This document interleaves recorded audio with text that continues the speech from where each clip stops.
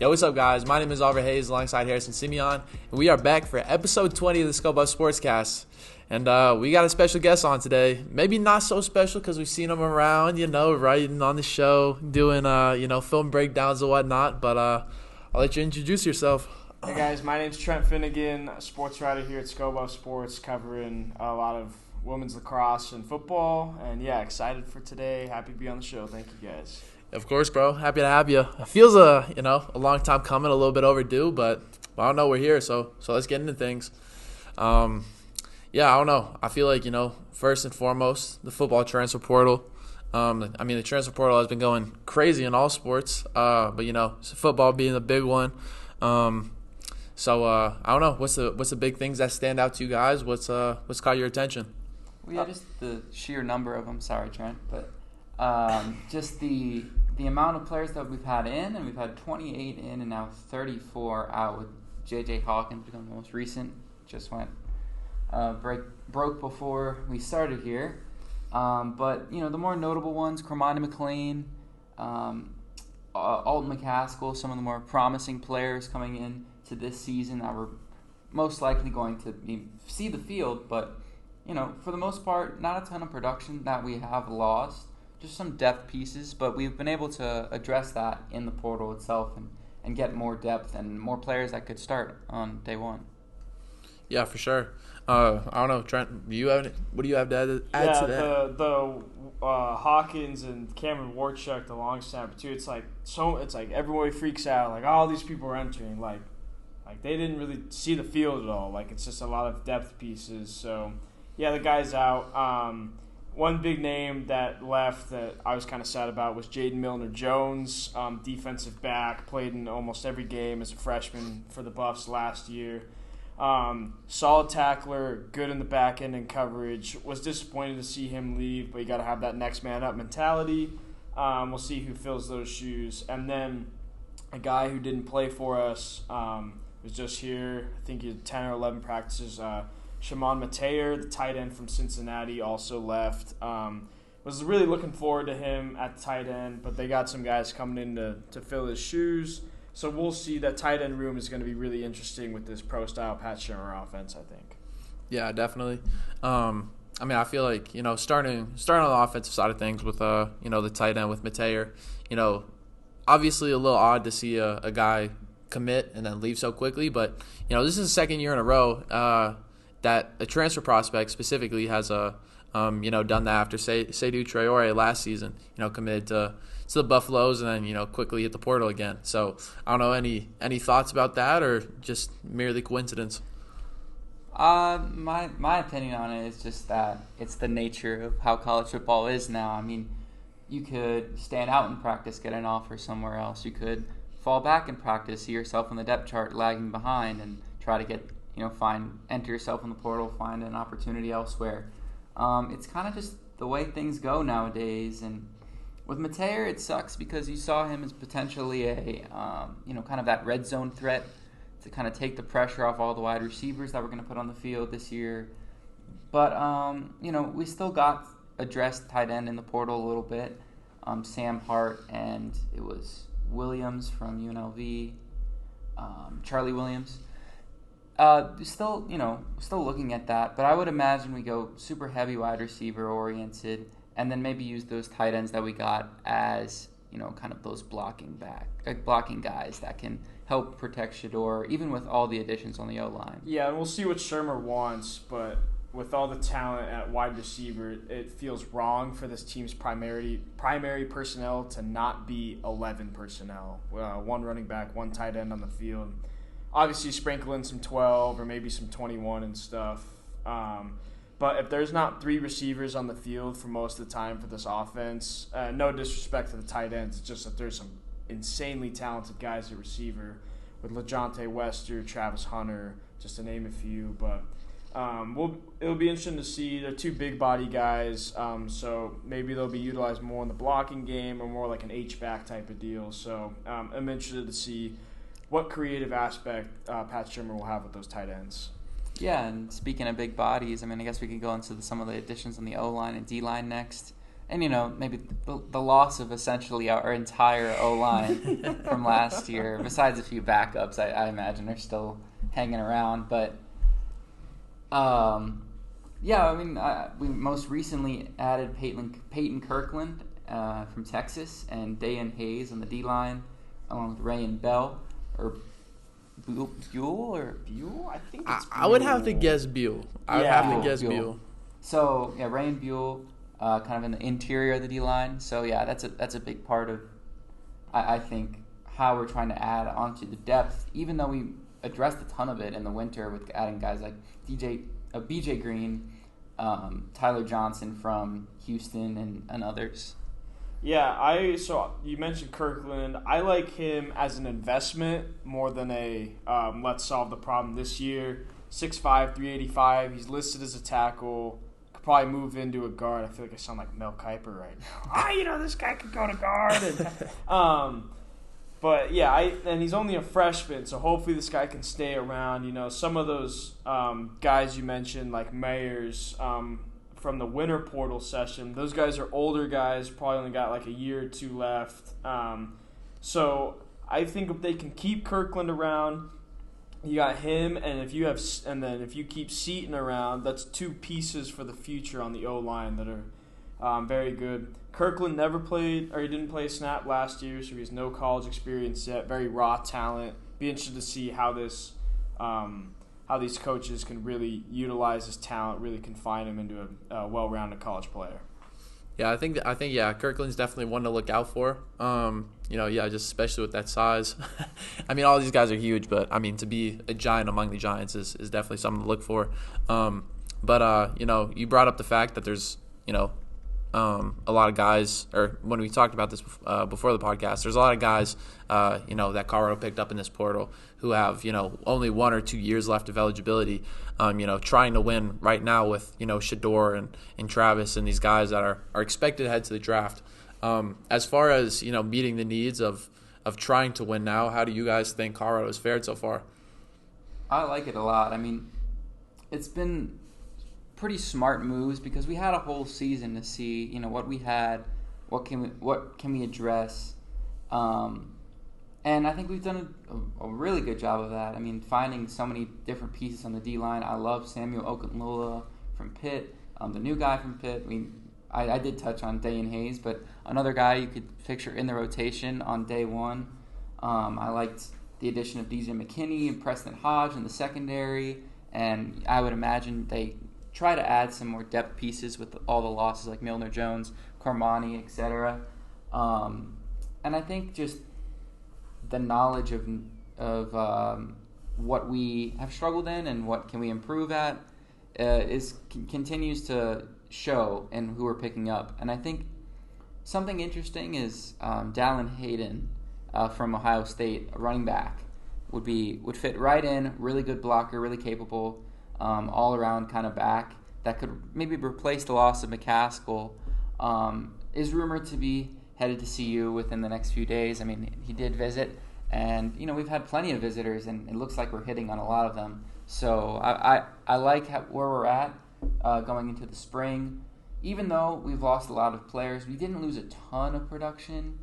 I think just overall, we've gone after so many different positions that it'd be hard to go wrong. Yeah, and I like how you brought up Hodge and McKinney in the secondary, and that makes me wonder if maybe they go for a nickel look as their base, because I'm blanking on his name, the defensive backs coach said that Travis is going to play in the slot this year, which I like that adjustment, but do you run a base 4-2-5 now to keep him on the field all the time, or is that maybe a way of limiting his reps in this season? So I do like getting depth, and even though Travis is a great corner, we saw in some of those games, like the Stanford game, where he's playing a lot on offense and then they're just attacking him on defense constantly in the second half, got a little tired. So I do like those depth pieces all around. I think that they've done a really good job building this team up.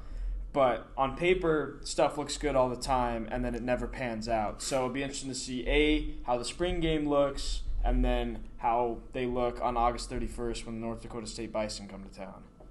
Yeah, definitely. And we can backtrack a little bit, but I feel like this is a decent segue to go into the spring game. what are you? I guess first off, what are you guys looking for from if there's any players that stand out that you guys are that caught your attention, or is there anything coaching wise that you think that we might see that could differ from last year? I mean, obviously probably not going to see too much. You don't want to expose your whole film before even the rest of the off season has to unfold. But I don't know. Yeah, what are you guys looking for? And yeah. I think I'm looking for kind of what you mentioned with scheme, especially on defense with the new coordinator. We've kind of got a taste of what Pat Shermer's play calling is going to be like, but it'll be interesting to see the wide receiver rotation on who will see the field. You saw guys that seem to be established, like Jimmy Horn, kind of struggle throughout parts of last year. We'll see how he fares against the likes of the new guys with Shepard and Wester. But on defense, I think it'll be really important because we have, Robert Livingston coming in. I've wrote a whole deep dive into what he could do for us and how the defense kind of communicates and how maybe not the individual players that will stand out because you can always take that with a grain of salt, it being spring. But just the kind of scheme we're going for, at least to build our defense off of, I think will be pretty important to see, and I guess my comfortability level going into the year. Yeah, so I'm really interested. Like I said, the scheme stuff is nice. Player wise, I'm interested in Micah Welch, but it's tough. I don't know. Looking at running backs in a scrimmage is tough because how much is Dion going to let the O-line go at it? What's the tackling like? Is this going to be full speed, full contact? Are we just wrapping up? Are we kind of playing handsy on the O-line, trying not to get anyone hurt? But a lot of rumors that he's been good at practice, been looking really good in practice. Obviously, you have him with the 1-2 punch with Dylan Edwards, who, by the way, they said he might be a slot receiver this year a little bit, too. Yeah, I also saw Charlie Offerdahl might be our number 2 Charlie back. Offerdahl might be number 2. Still got Wilkerson. So we'll see. But, yeah, I mean, true freshman. He's 5'9", 200. He's just a big old bowling ball of power. But I'm really intrigued to see how he performs in this spring game. And that'll give us a chance to, if they do go full contact, really look at that O-line. Obviously, Shador's not going to get hit, but how's their protection looking? How's the communication looking? Are they holding up for 3-4 seconds? Is this 1 second? On the run blocking side, are they getting up to the second level, or are they just hitting the first guy and getting dominated, and then Welch gets sacked for 2 yards? So I'm interested to really see the trenches in the run game in that spring game. Yeah, definitely. I feel like you guys, both brought up good points. And this is kind of this kind of feels like a silly question to ask, just because, we don't, know what everything will look like after the spring game, of course, with tons of guys coming to visit. Last year was, a niche situation as far as all the guys that left after the spring game. But what do you think we might see in the, days after the spring game as far as news and if you guys had to guess, what do you think the spring game might show us as far as, what we might see when we see the Buffs against North Dakota State?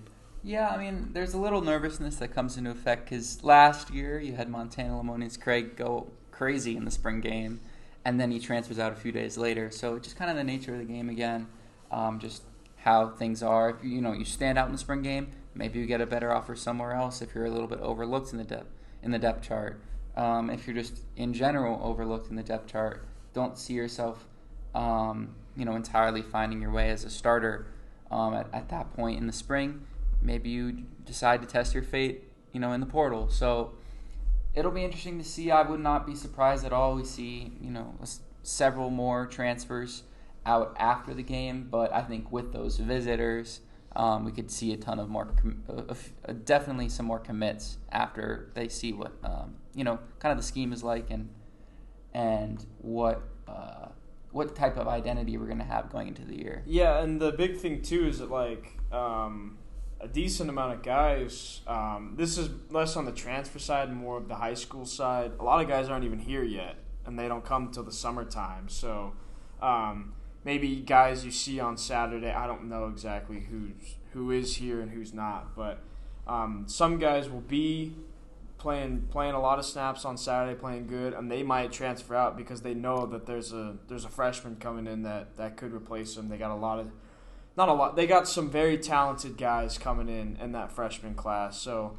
I definitely think it's going to be kind of more of what we've seen, like, oh yes, a couple guys are going to leave, but you know what they say, always got reinforcements. I said it earlier, next man up mentality. So Yeah, no, I think it'll be exciting. I feel like especially with the atmosphere of college football and the transfer portal nowadays, just adds to all the whole blue that surrounds these spring games and the summer season summer off season that's quickly approaching.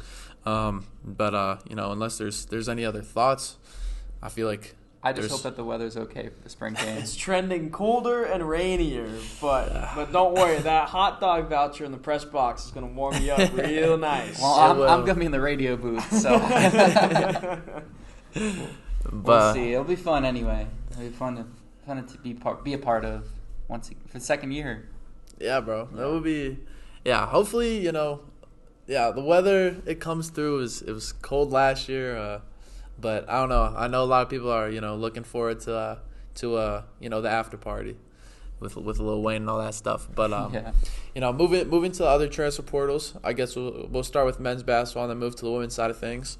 But I don't know. We've got me and Harrison have already discussed all the guys leaving. Before we shot this, I mean, we knew that Cody was heading to the draft, but officially declared.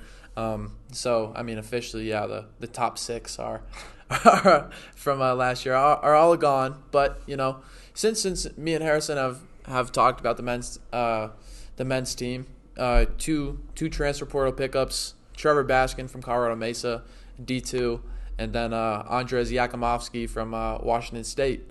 I definitely have my opinions, but I'd love to hear what you guys think. I guess we can start on Baskin. I haven't seen too much, but so D2 All-American, not a very high volume 3-point shooter. I was looking, he was taking kind of 2 to 3 a game. He shot 36% this year. I want to say he averaged like 18 and 8, 18 and 9 something. Yeah. But I mean, D2 All-American, I don't care that you're playing at Colorado Mesa. If you can get buckets, you can get buckets. And he's shown that. He had a 43-point game, and then he had like a 32-point game, which is 2 highest scoring games of the season this year. So a little on the small, like he's 6'9", but he's not as big. So if he gets pushed around a bit, maybe teams will kind of look to attack him inside if they can get a mismatch or something down there.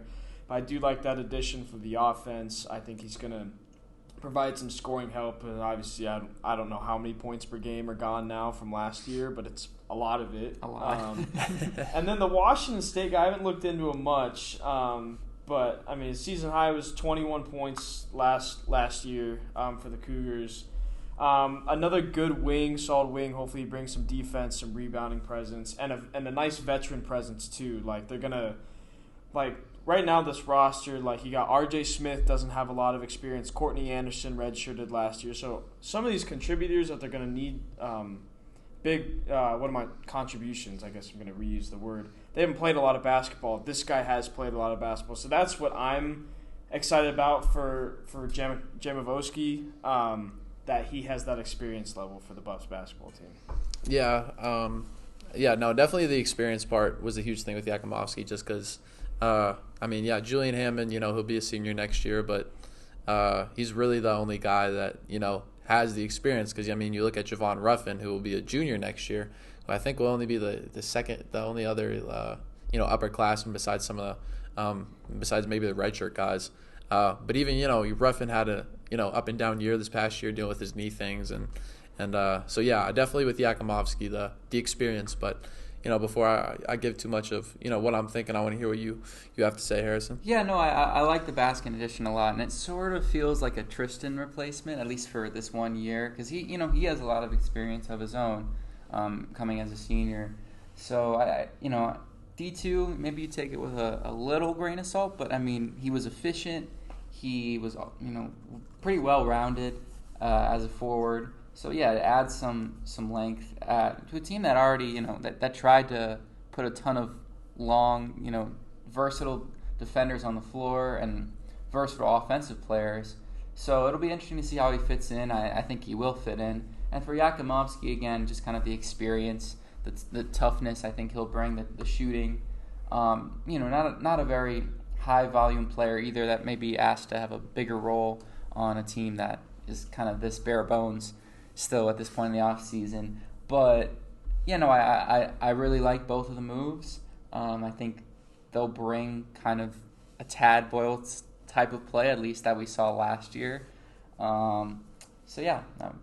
That's just about my thoughts. Yeah, and you say with a grain of salt for Baskin, his 3 highest scoring games of the season were against New Mexico Highlands, Westminster, Utah, and Eastern New Mexico. So, and he's going to have to go play at Kansas, at Houston. Right. So, definitely going to be different. But yeah, good talent. Yeah, no, I mean, really the big thing that kind of worries me about Baskin, or I guess the two big things is, obviously the D2 thing is, It always brings up that question in your mind of if the game is going to translate, especially because there's never too much footage. I feel like when looking at a lot of these D2 guys, at least from our side of things, and it was cool to see the amount of dunks, the amount of athletic plays that Baskin had up in his reel, but a little bit it kind of felt like he was just overwhelming as far as his athleticism, which is a good thing, of course. You want to see that at the D1 level, but how does that differ between D2 schools in New Mexico and Utah versus the Big 12, Kansas, Houston, Baylor, I mean even some of the bottom feeders of the Big 12, it's definitely a step up. So I do want to see how his athleticism fares. And then you brought up his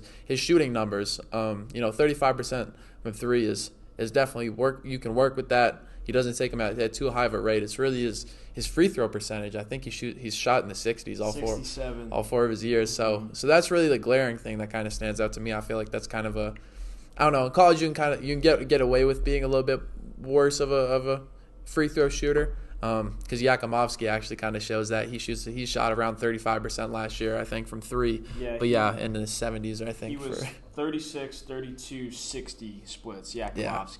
Yeah. So I mean, not all college sharpshooters are hitting from the charity stripe. But it'll definitely be something to look for as far as Baskin, and then that kind of leads me into Yakimovsky. He'll be. I don't know. I don't have too much on him. I mean, I only saw him play the 3 times that they played the Buffs last season. But, I mean, Colorado knows his game well, having played the last 4 years against them.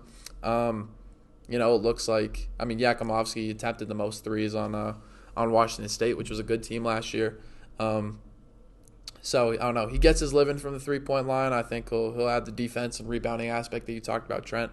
But I really do wonder how he'll step up in a differing situation because Washington State was good. They had Miles Rice and Isaac Jones to kind of rely on and lead the offense, and so with being the he might be the oldest guy on this team at this point.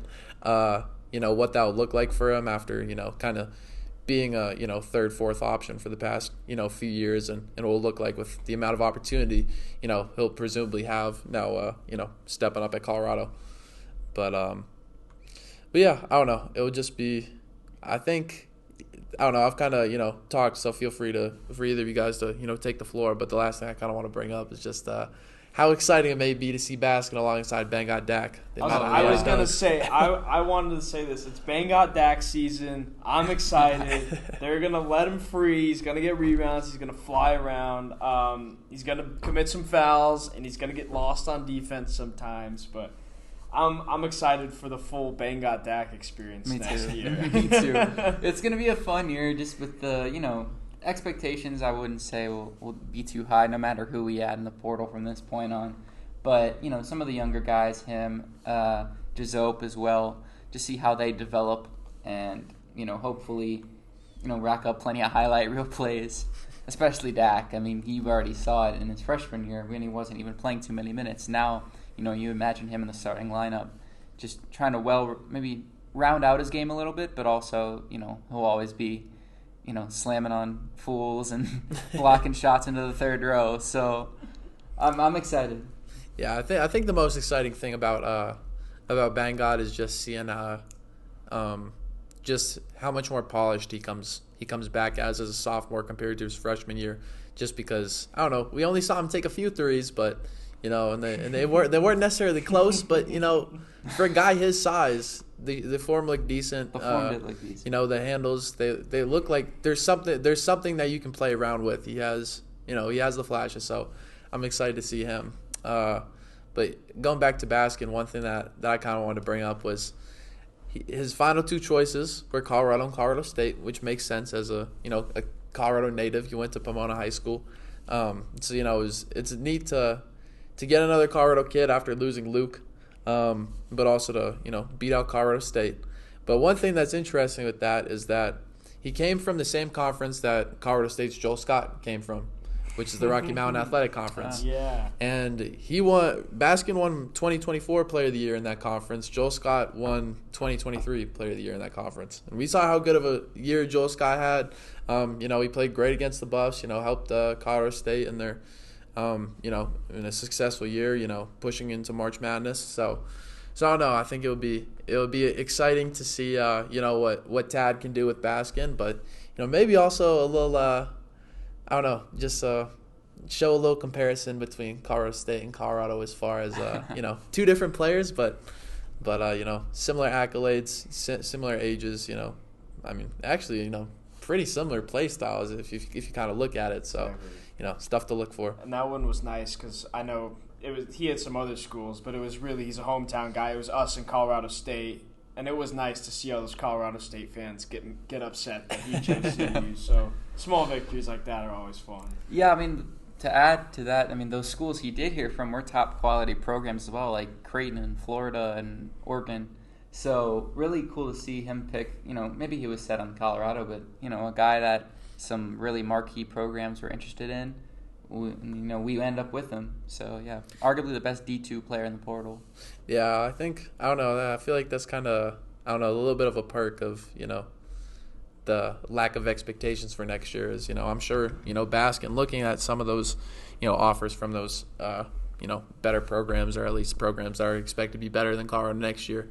I'm sure, just the amount of, sheer opportunity they'll have, because I don't know if he'll come in and, be the guy, but, at the moment anybody can be the guy for Colorado next year. So, I feel like, yeah, I'd take that if I were him. But I don't know. I feel like we can look at the women's side of things now. Obviously a new transfer pickup today. Harrison, you've been covering the team all year, so I'll let you kind of take the reign. Well, yeah, I can't remember if we had our last pod before we lost Vonleh. I don't think we did. We didn't. I don't think we talked about the loss of her yet, which is obviously really big because she was going to be the centerpiece of our offense this upcoming year. But the players that we have added are kind of those, kind of players that would fit into our scheme in getting Liar Garzin from Oklahoma State and then Naimir Dew from Iowa State. Two players in the Big 12, so cool to see them add, pretty experienced players heading into their last years of eligibility that have had tons of experience playing within Big 12 kind of systems and teams that we're going to play next year. So that can, give us little pointers when we end up facing off against them. Garzin I like a lot for her shooting, and then Dew I like a lot for her versatility, defensive potential, just kind of doing the little things on offense and defense and she has some potential. A lot of those Iowa State players have a lot of potential that could be tapped into. And I think we're going to look for more of those Big 12 players because, this is such a new era and such a new time for us that in order to compete in the Big 12, we need to know how to play in it. So I like the additions.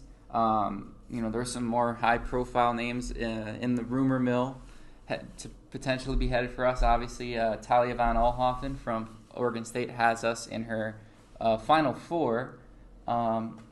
I can't say we're the front runners right now, but still cool to see that we're trying hard. We really are giving it our all to get these high-profile transfers. I've heard Reagan Beers from Oregon State as well as their whole team, basically. Colorado native. Yeah, Colorado native. That's why I'm, that's why my eyes are on that.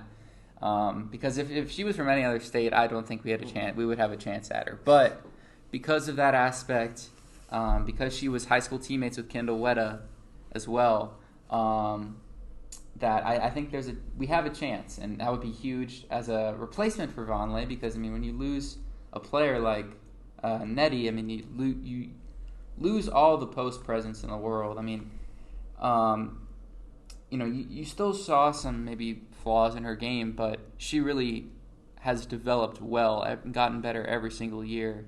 And so you hope to see more of that for next year. But I can't say I'm stunned just with the amount of other players we've had go. Yeah, so I like all the points you brought up. I really like Garzin. So I thought that Frida Foreman was going to have a Jordan Poole type season, just shooting 30 shots a game or whatnot. So I'm very happy that they got another shooter.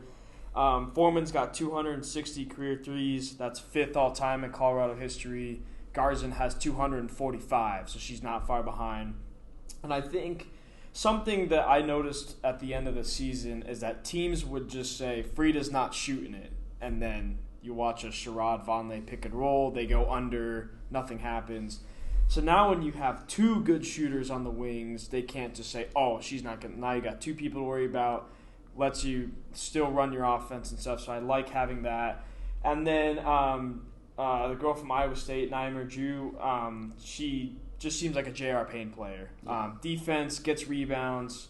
Not a whole lot of offense in there, but we've seen that's a J.R. Payne archetype. So I'm interested to see. The thing with the Iowa State girl is that her production really tapered off second half of the season. Like, start of the season, she had her season high in rebounds in the season opener. She scored her season high in points in mid-December against the Troy Trojans. So, but when she got into conference play, her minutes saw less action, her production saw less. So I'm intrigued to see. I need to look more into that, what the reasoning behind that is, and see if what she's built for, because this is a very good conference. And like you're saying with the men's team, not a whole lot of expectations in my eyes. Obviously, it's not as good of a roster as last year, but you add pieces like these, it's a solid start. Payne's talking like Dion on Twitter. So she's saying, great weekend, more's coming. So I'm excited to see, like, if she can pull Beers or Talia, we might actually be looking at possibly making it back to the tournament next year. Yeah, no, I like the additions a lot. I mean, you had Maddie Nolan last year, who really added a layer on the offense when she was on. I mean, that offense really came alive, especially the second half of the season. And Garzin was has followed a similar career path as her. As 2 seasons before she joined us, she shot 41% from 3, but was off the bench. And then last year she started basically every game, and her production from 3 kind of tapered off a little bit, only 31%. So, but it was the same with Nolan. She dropped, I think, about 5% in her year at Michigan. So that shooting can be, that kind of player can be up and down. And hopefully we have an up year from her in her last year in school. And, she was a really, really good player at Villanova before. In her sophomore season, she averaged 13 points a game. So she has the ability to score those, to score in different types of ways, even though her main focus will definitely be at the three-point line. And, yeah, I think I like that a lot. And for Dew, I still, I looked at a little bit of film, just what I could, of just, like, late season in the conference tournament and then in the NCAA tournament. She still was able to get a solid amount of minutes. And something I did like to see, I noticed that she was a very good entry passer. So I'm wondering if that can be something to be expanded on, especially if we get a bit, like a bigger bodied center like a Vonleh and hopefully like a Beers. I don't think anything made me more mad than watching some of those guards last year try to beat Vonleh in the post. They would just no ball fake and just float it in and it'd get tipped and I'd just be ripping my hair out. So I'm glad that we have an entry pass. Yeah, she played with with Audi Crooks last year, who really came alive as a freshman, was one of the biggest breakout stars, especially that caught some eyes in the playing against Cameron Brink in the NCAA tournament. And Dew was really good at finding her and kind of just throwing a little rainbow ball, not giving the defenders any chance to deflect it or anything like that. So I like her potential a lot. I imagine we go out and get a bunch of more players just because of we lost so many. I don't know if she's going to start, but she seems like a perfect 7th or 8th player off the bench, or not, just like one of the first players off the bench that can just give you all those little things that, maybe you lose with Jalen, who was able to do so many of the little things before. Maybe you find it in different players this time around. Yeah, no, I think you guys both brought up. Excuse me, I don't know. I hadn't talked in a while. Must have forgot how, but but yeah, no, I thought you guys brought up good points. I really think, I think, like the men's thing. I mean, you just don't have the holes filled in at the moment, so it's kind of hard to kind of gauge how the two new additions will function next season, especially with even some question marks around people like Tamia Sadler. Like, what's we thought Vonleh was a surefire return. Pretty much talked the whole women's basketball episode about her just to see her go. So, definitely things are opportune to change at any time. So, I don't know. It'll be interesting to see how how this conversation about these two players in specific changes. A few months from now. But I don't know. I do like the talk of Talia von Oelhoffen and Reagan Beers. Just if we get her, our shooting. I talked about how as our roster stood, Frida was our only shooter that was going to be potentially starting. We get von Oelhoffen. That's 3 shooters that are probably going to be starting next year across the wings that are just going to be lethal in that area. So yeah, and I feel it turns from one of our biggest weaknesses to one of our biggest strengths. Yeah, because we talked about how often it would get the offense would get stagnant, and you kind of brought it up when talking about teams taking away Frida and how it would just become the pick and roll that they could opposing defenses could just sag off on Jalen. And so I don't know. Yeah, if you got Van Oelhoffen specifically, I don't know, I feel like that would just create that would create so much from the perimeter. But if you're able to get Reagan Beers, is going to be a game changer no matter what. If the Buffs are somehow able to secure her, but just any type of interior presence, whoever that ends up being next season, with that added shooting, it creates those layers to the offense that helps it flow. And I think that's kind of after seeing the defensive mind of J.R. Payne, kind of wondering where that kind of next evolution of her program goes as far as establishing that consistent offense alongside with it. But yeah, I don't not too much to add at this point. Just those 2 moves and nothing, no big splash yet, but maybe one on the horizon. I hope so. It seems like this weekend, I don't know, maybe everyone's attention is going to be on the spring game this weekend, and JR shows up to the talent show with Reagan Beers or something. I don't know. She seems excited, so I'm gonna be happy and see what she's got up her sleeve. Yeah, they have a big responsibility. This is probably their first ever kind of exodus like this in terms of transfers. So they're gonna be working hard, and it's off to a real good start. Yeah, I think the spring game will be will be big for all the sports, not just football. Just because we know all the guys that are visiting for football, but the spring game is a great opportunity to show anybody around campus. So yeah, it would be exciting to see who potentially visits in the other sports and who potentially signs. But yeah, we'll have to see. But now the sport that is actually in season, women's lacrosse. Trent, you've been covering them the whole season. Been covering them the past few years actually. So would love to hear your thoughts. I believe they're 10-5 right now. Yeah. I'll let you take it away. So 10-5. They got trounced by USC on Sunday, which was sad. That was the biggest game of the year. If they won that game, they would have gotten. They would have been second place in the Pac-12. top 2 seeds get a bye in the conference tournament. And it sucks because you play Thursday, Friday, Sunday, I want to say. Or Wednesday, Thursday, Saturday for the conference tournament. So that's huge because you have to play back-to-back now. They're locked into the 3rd seed for the tournament. And the big thing is their 5 losses aren't bad losses. USC's ranked, Denver's ranked, Stanford's ranked, and then Northwestern was the number 1 team in the country. And I think when they played Michigan, they were also ranked, or at least in like the top 25. And every single one of those losses, they've gotten destroyed in the 3rd quarter, which, I mean, in any sport, halftime adjustments are so pivotal. And I don't exactly know what it is, but Northwestern, they lost 6-3. Michigan, they tied 3-3. Stanford, they lost 10-2. Denver was 4-0, and USC was 4-1. So, and those are just 3rd quarter scores. I don't know, and they're not gonna win the Pac-12 playing like that.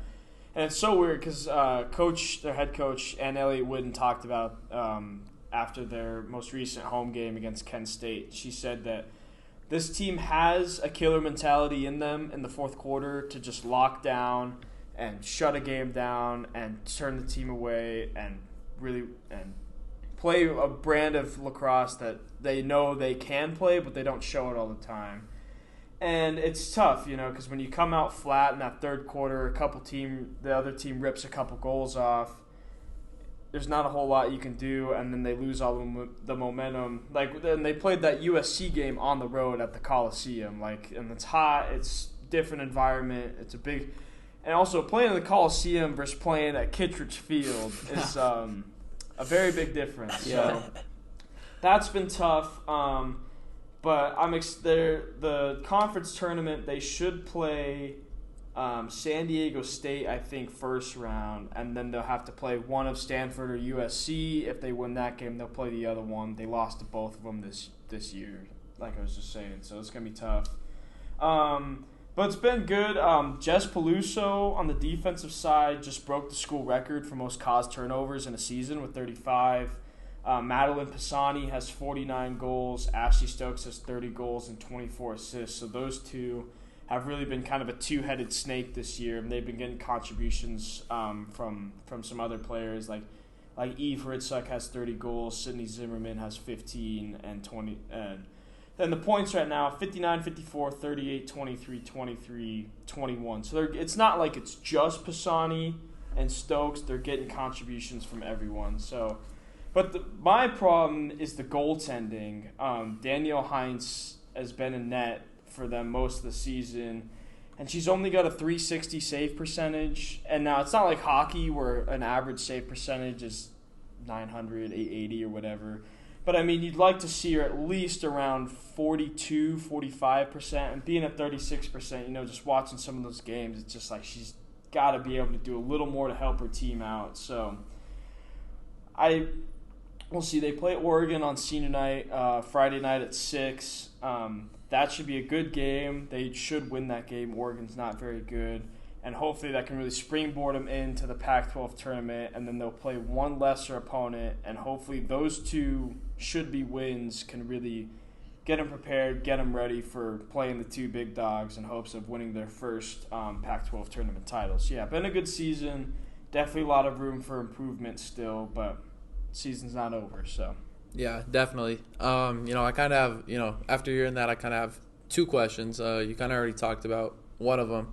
But with the 3 seed being locked up for the tournament, what do you think is the mindset heading into, this last game against Oregon? It's always – so I try and ask Whidden that after a lot of games, like how the mindset changes, and she always says mindset's the same. She doesn't care if they're playing – Kent State, who they blew out of the water last week, who's 5-10, non-conference game that doesn't really matter at this point in the season, or if it's USC. The mindset for this team, it's clear what Whidden, the message she's sent, is that this mindset stays the same. You're always playing your heart out, always winning. Doesn't matter who's lining up against you. She's got that kind of we can control us, and we're gonna do that mindset. So. And I think I don't really think that's going to change. And one thing I love about Whidden too is even after that Kent State game, they won 20-5. she's in the post-game huddle grilling her team.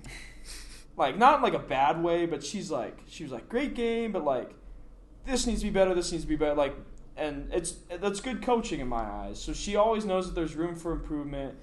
And I think, but personally, I think the mindset has got to be to really play a more physical brand. And it's tough because like you're able to be physical to an extent on the women's side as opposed to the men's side where you can really kind of hit and stuff. But too many of these goals they allow is these teams will just come run up the side, pass to the middle, and they'll just drive in, and then a little high-low action. And they're not stopping that first drive. And if they can really do a better job of getting a stick out, sliding in front, that'll be better. But if the physicality on defense doesn't change, I don't see this team beating USC or Stanford.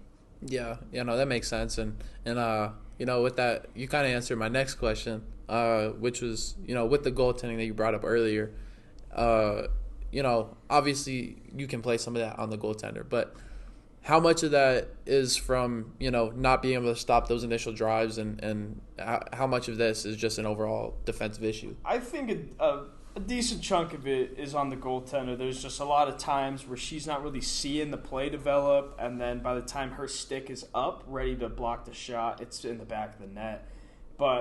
And something I noticed, Kent State, I think 4 of their 5 goals, they would place somebody behind the net on one side, and they drive to the other side, and that player behind the net would just sneak right behind the goal. You see in hockey a lot where they'll just post up right next to the blue paint and just tip it in. And that's exactly what they were doing. Get that pass in quick, and then by the time Heinz sees it, it's too late again. So some of it is on Heinz, but another one of it is play recognition, I think. And they're just not seeing that backside player kind of sneak underneath and just kind of post up and, like, I don't know, I guess I'll call it the dunker spot. Because that's what I guess a lot of people know that term. They just sit in the dunker spot and wait, and this team's not doing a good job at recognizing and then getting in front, getting a body in front, getting a stick in front. So, yes, the goaltending could be better, but this defense really needs to look in the mirror. And like I said, like, Peluso's been great, forcing turnovers and stuff. But there's a lot of players on this field. Like, you can't, and Peluso, she's big, she's a massive presence in the middle, but she can only do so much. So this whole team really needs to lock down and really do some film study and see what plays these teams are going to run, because that's a big weakness in my eyes, is play recognition. Yeah, that definitely makes sense. I mean, as far as, seeing the save percentage, but also kind of, I don't know, I feel like that makes sense as far as the third quarter meltdowns, just because it seems like, other teams are able to recognize, Colorado's game plan a little bit, and Colorado's seeming to, not be able to, have that recognition back, at least in amid the actual game, because, like you said, their 5 losses haven't necessarily been bad ones. I mean, maybe the score has been a lot lopsided in a few of them, but against good opponents, they're obviously going to adjust. So every single game's been close at halftime, and then yeah. So I don't know. That makes sense. Obviously, Harrison, you and I, don't watch the. Oh yeah, I'm an expert here. I've been just studying right now. We haven't seen the lacrosse team as much, but from the little bit we have seen, keeping up with them a little bit. Any thoughts heading into the postseason, or? I mean, I think it's just a big opportunity for the program. I mean, last year you make it to the Pac-12 championship. Not really expected. Wouldn't call it a Cinderella run or anything, but not really an expected appearance. So that you're kind of the hunters in that situation. But now you're top 3 in the Pac-12. You're going to be in the kind of the hunted situation, and they've done a good job winning the games they're supposed to win. It's just that I don't know if it's just going to be, it's yet to be seen whether in that top tier of lacrosse programs in the country quite yet. Yeah, and it's tough because, like, you look at the rankings, and most of those top-ranked teams are all East Coast, because lacrosse is an East Coast sport. It's going to be interesting because the Pac-12 is a good conference. Like, having 3 ranked teams, I'd say, is pretty solid. But and the thing with that tournament last year, too, is so the semifinal, they won a thriller, came back against Stanford, beat by 1 in the semifinal. and then USC comes around and they're down 6-0 like that, and you can't come back from that. So obviously this is a much different team than last year, but just those bigger games. That Stanford game last year is really the only time these last 2 years that team has really stepped up to the plate and answered the challenge against one of those teams that are better than them. So interesting to see if they can do that again this year. But like I was saying, with how the defense looks, how the first 2 games looked, I sadly do not have a lot of faith that that's going to happen. So. Yeah, I mean, the lacrosse I have been watching has been on the men's side this year, and if you could maybe touch on them a little bit, they're going into they're a very important postseason just because they're number 10 in the country right now, top 10, and able to beat Colorado State yesterday for the 11th time in a row. It was a bit of a rough start. They were down 6-3, and then it ended up being 17-9 in the final score. So they had a pitch to a second half shutout until it was essentially garbage time. So they've done a good job, and I hope the women's team can kind of feed off of that postseason success. And I mean they have tons of talent.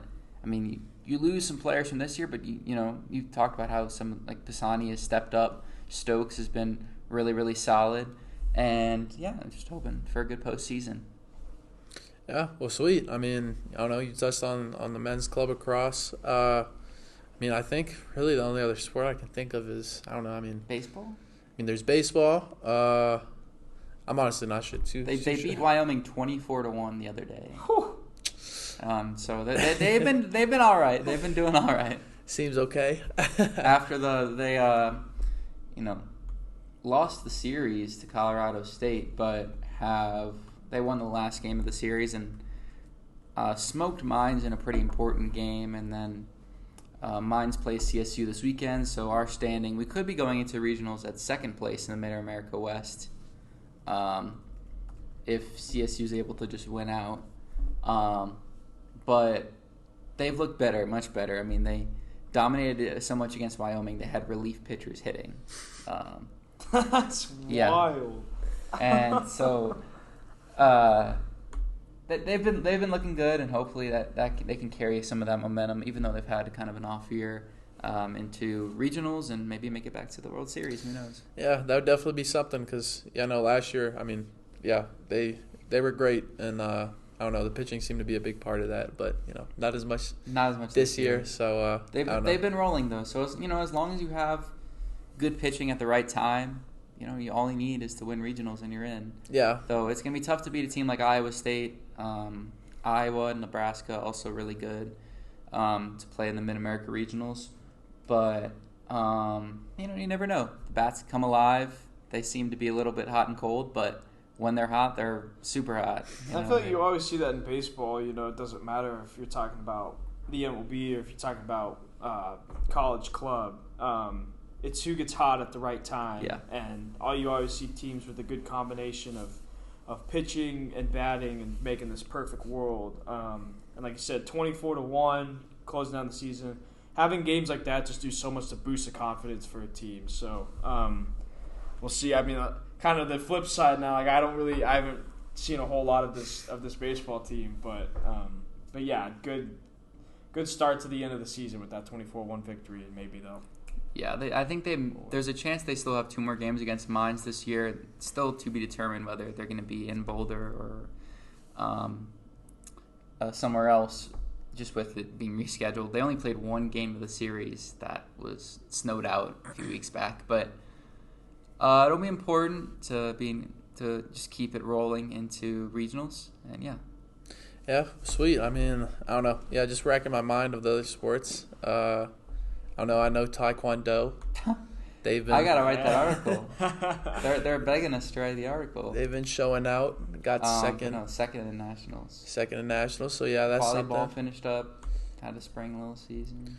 Yeah, and I don't know. They seemed to be okay. Yeah. Nothing crazy. Nothing too crazy is in either direction. Like nothing that was like, oh yeah, but nothing that was like, yeah. Same with soccer too. They had the last few spring games, and But Soccer. did we mention Showers James coming back? That's huge. I'm not sure if we did. Yeah, I mean Showers James and I'm blanking on the captain who came back. Rachel Rosen. Yeah, they both came back and they've made contributions. In the spring season and even though the spring season hasn't really had anything like too big to show us, it seems to be. I don't know. It's felt like through at least some of the home games that Colorado has been in control of the game, but just hasn't been able to, really capitalize on opportunities and kind of break it open. So I don't know. I feel like that's definitely a good sign. It might not be the exact outcome you'd want. Of course, you'd want to blow out the teams, but just as far as being in control and being able to set up opportunities, it at least shows optimism for next season. For sure. And then I don't know. I'm just trying to think. Where do you think Cody gets drafted? Okay, there is Cody. I want to get into him. I'll say the last thing. We'll do Cody to end it off. But we do have golf. Golf. Shout out golf. Yeah, they've been. I don't know. I think they finished kind of middling. 13th, I think it was in their last team. They're still a top. Their last team tournament, something like that. But in the freshman Southern Colorado Masters tournament, decent performance from I think it was Ty Holbrook. I think that's his name. Yeah. He finished second. So I mean, there's golf, but I think that's all the sports. I mean, unless there's rugby or something, I don't know. It's one of the club sports. Softball happened. Oh yeah, softball. So we'll do more coverage of that next year for sure. But yeah, I think there was sorority powder puff football. It sucked that we couldn't make it. We were able to broadcast it last year, but not this year. We got such a late notice. But yeah, I don't know. I guess to end it off, like we said, Cody declared. So let's go across the line. Where do you see Cody ending up? I don't know. So the top 5 is Detroit, Washington, and then Portland, Charlotte, and then San Antonio. I think that if he can slide to San Antonio, you put him on the wing, that team is going to be an insane defensive team. If they just because they got Sochan, they'll have Cody, they'll have Wemby. So I think the Spurs would be a good fit. However, I think that the Spurs are going to trade that pick for Trae Young. This is a CU podcast. I'm not going to get too into this. But I think Toronto, if he maybe makes it down to 6 with Toronto, that would be good with him and RJ Barrett. But I honestly I don't think he's going to make it this far. But 7 is Memphis. And he could contribute defensively off the bench to a team that we know can compete when Ja Morant's healthy. Yeah, they need wings. They need wings. David Roddy is not cutting it right now. That is a diss to CSU. But yeah, I don't think he slides to Memphis, but I think Memphis is the best fit for him in that kind of top 10 range right now. Yeah, I mean, I could see it'll be interesting to see where his stock ends up by the time the draft happens, because some players are under more of a microscope than others, and it can, with how I guess bad this draft class has been considered, Cody can end up pretty high, because he still has some areas to improve in, but just the potential he has is that's what it's always been with him, and why he would end up as a top 5 pick potentially. So I could see Utah taking a chance on him. I mean, I've seen him in mocks as low as 13 or 14 actually. But if OKC range. if he falls to the Thunder, they get him to play with J-Dub. Oh. That would make sense for them, and not just for the brother aspect of it, but yeah, I mean I think he'd fit in a lot of different teams, because a team can never have too many wings that can defend and have an expandable offensive game that you see with a really high ceiling potentially down the line. Yeah, I feel like the hardest part is not only is this a bad draft class, but from what we saw from Cody, it wasn't much, and that wasn't because he wasn't perform in is just because he was injured. We literally didn't see that much of Cody Williams. So I don't know. I like the optimism of where you guys have him placed, but yeah, I mean, as you said, seeing some mock drafts have him as low as 13, 14, especially after that very odd March Madness and Pac-12 tournament stint after that ankle injury, whatever that may have been, whether it was not being fully back from that, or not trying to mess up with the rotation because obviously the Buffs are playing well to end the season, or obviously enter the NBA draft. We knew he was going to do that before he even committed to Colorado. But of course, with dealing with the injury issues that he had, there's always the question of how does a guy's draft stock come into play late in the season. So it'll be, I feel like this draft class more so than any others is going to be really hard to predict, to see who goes where. Yeah. There's no consensus number one. But yeah, no, I will say that I feel like whoever gets Cody will be, I wouldn't say like surprised, but I feel like Cody slipped under the radar in a lot of drafts just due to his injury issues and kind of his rawness and like the little bit that we have seen play. Because you brought up some of his he has areas he can improve, whether it's his jump shot or getting stronger, taking care of the ball, but I feel like it's a lot of areas that improve with maturity, and yeah, just with the tools, the potential, and that all the things that everyone sees. Wherever he ends up, I feel like he's gonna make an impact his rookie year, but I feel like in a few years, once 3 years from now, when he's 21, 22, and he's putting on that weight that you see on like his older brother, on J-Dub. You see how he transformed once he put on weight. I think it'll be exciting once that happens. So yeah, and it's kind of cool in a way to see us have our first ever one and done. Just have a player that's just completely NBA ready. And he still was able to contribute a decent bit with us when he was healthy.